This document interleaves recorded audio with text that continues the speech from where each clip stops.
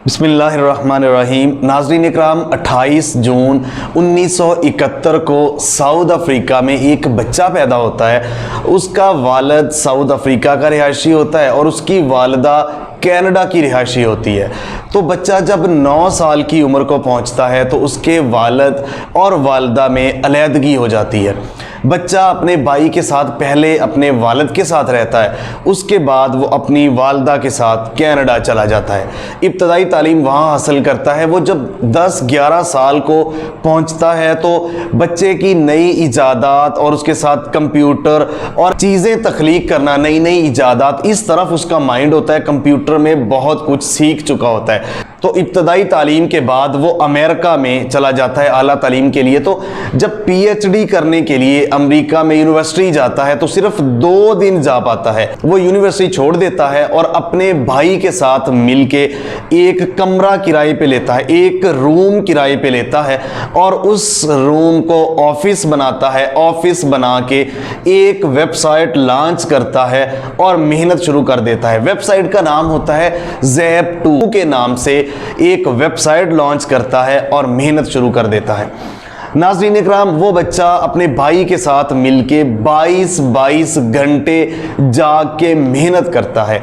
और मैं बताता चलूँ 1995 की बात है। तब गूगल का ये वाला तोती नहीं बोलता था, ये नामो निशान, ये चीज़ नहीं थी गूगल की। तो Zep2 में वो यही चीज़ थी कि वहाँ आप सर्च करके बहुत चीज़ें वहाँ से आपको जवाबात मिलते थे। तो बहुत सारा कुछ Zep2 में वो करते थे। तो उस वेबसाइट को इतनी मेहनत उन्होंने की कि 4 साल में वो एक अच्छा खासा अमेरिका में मकाम हासिल कर चुकी थी वेबसाइट। तो कंपैक जो कंपनी है, अमेरिका की मारूफ कंप्यूटरों की कंपनी, वो कंपनी 1999 में 4 साल बाद उसको खरीद लेती है। उस वेबसाइट को ये कंपनी जो है ये $307 मिलियन में खरीद लेती है। नाज़रीन इकराम, यहां से आगे बढ़ने से पहले मैं आपको बताता चलूं कि वो बच्चा कौन है। नाज़रीन इकराम, आज उस बच्चे को दुनिया एलोन मस्क के नाम से जानती है। एलोन मस्क पूरी दुनिया में सबसे पहले नंबर पर अमीर तरीन शख्स है। आज जब मैं ये वीडियो रिकॉर्ड कर रहा हूं, पूरी दुनिया में एलोन मस्क पहले नंबर पर अमीर तरीन आदमी है। एलोन मस्क ने अभी हालिया कुछ अरसा पहले ट्विटर को खरीद लिया। ट्विटर को $44 बिलियन में एलोन मस्क ने खरीद लिया। और मैं बताता चलूं कि एलोन मस्क ने 1 साल में इतना पैसा कमाया कि पूरी जिंदगी में बिल गेट्स उतना पैसा नहीं कमा सका जितना 1 साल में एलोन मस्क ने पैसा कमा लिया। नाज़रीन इकराम, एलोन मस्क की जो असासा जात की कीमत है इस टाइम वो है $240 बिलियन। और नाज़रीन इकराम, फिर वापस दोबारा वहीं चलते हैं। तो $307 मिलियन में वो अपनी वेबसाइट बेच देता है 1999 में। वेबसाइट बेचने के बाद वो एक अपनी कंपनी बनाता है Xdot के नाम से। Xdot के नाम से वो एक अपनी कंपनी बनाता है और उस कंपनी का मकसद ये होता है कि दुनिया में पैसे की तरसील, यानी एक जगह से दूसरी जगह ट्रांसफ़र के लिए वो सर्विसेज मुहैया करता है।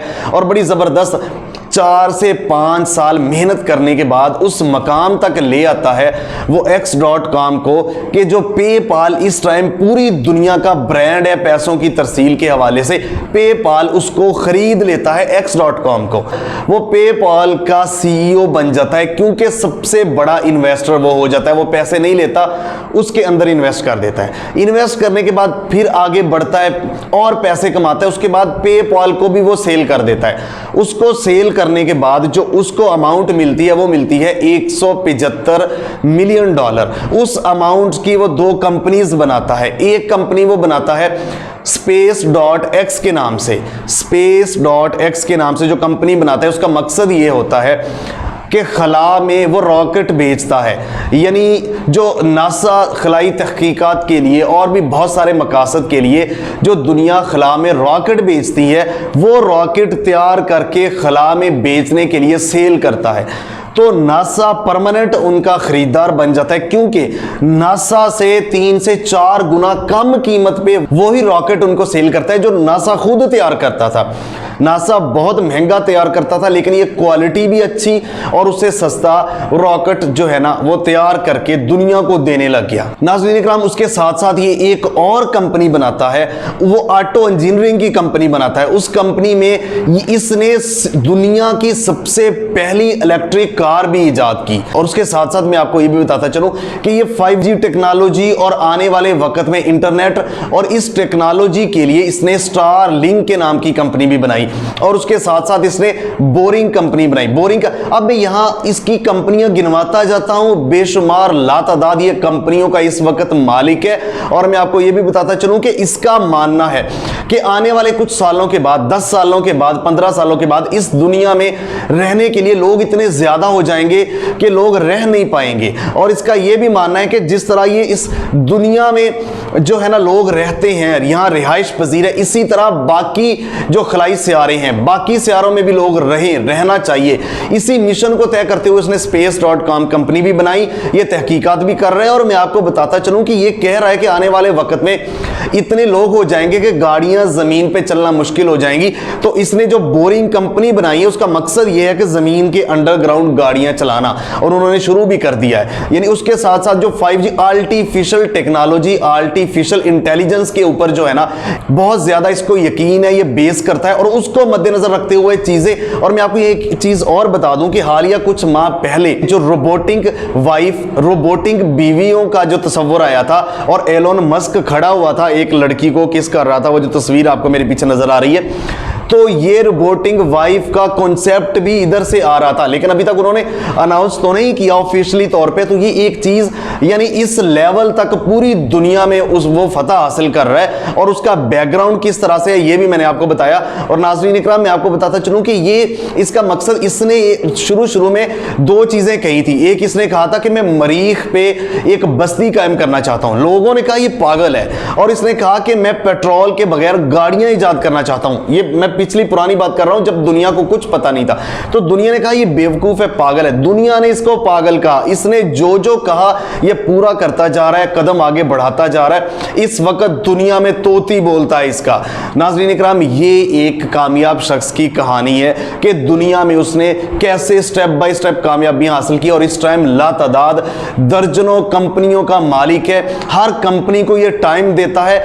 इस वक्त भी ये 18 घंटे वर्क करता है और कंपनियों को टाइम देता है और पूरी दुनिया इसके पीछे है। नाज़रीन इकराम, ये आपको बताने का मकसद ये है कि आप भी एलोन मस्क बन सकते हैं, आप भी कामयाब हो सकते हैं। शर्त यह है कि इस दुनिया में शॉर्टकट कुछ नहीं है। आपको मेहनत करनी होगी, दिन रात मेहनत करनी होगी। जैसा कि उसने बताया, एक फर्श से वो निकला है, एक फर्श पे बैठ के कमरे में मेहनत की है। आज दुनिया पे वो सबसे अमीर तरीन दुनिया का आदमी है।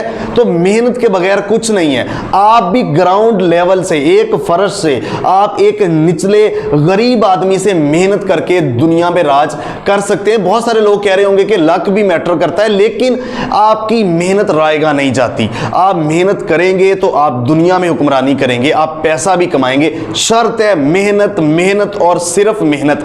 दुनिया में शॉर्टकट नहीं है। शॉर्टकट आर्जी तौर पे आप तो कामयाब हो सकते हैं, लेकिन एंड ऑफ द डे आप नाकाम हो जाएंगे अगर आपके पीछे मेहनत नहीं होगी। देखिए, दुनिया में मुकाबले के लिए जिगरा दिल भी चाहिए, मेहनत भी चाहिए। जब आप दुनिया में आएंगे ना, अपना ब्रांड लेके अपने आप को दुनिया में पेश करेंगे, तो पूरी दुनिया के साथ आप टक्कर तब ले पाएंगे जब आपकी मेहनत होगी, आप यूनिक आइडिया लेके आएंगे। आप दुनिया में कामयाबी के लिए आपने पूरे साल, पूरा 24 घंटे मेहनत की होगी, तो फिर दुनिया को बीट करेंगे।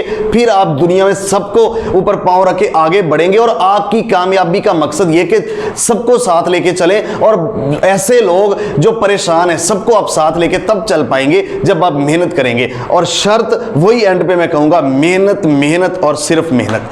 हमें देखने का बहुत शुक्रिया। मिलते हैं एक नए प्रोग्राम के साथ, तब तक के लिए अल्लाह निगहबान। पाकिस्तान हमेशा जिंदाबाद।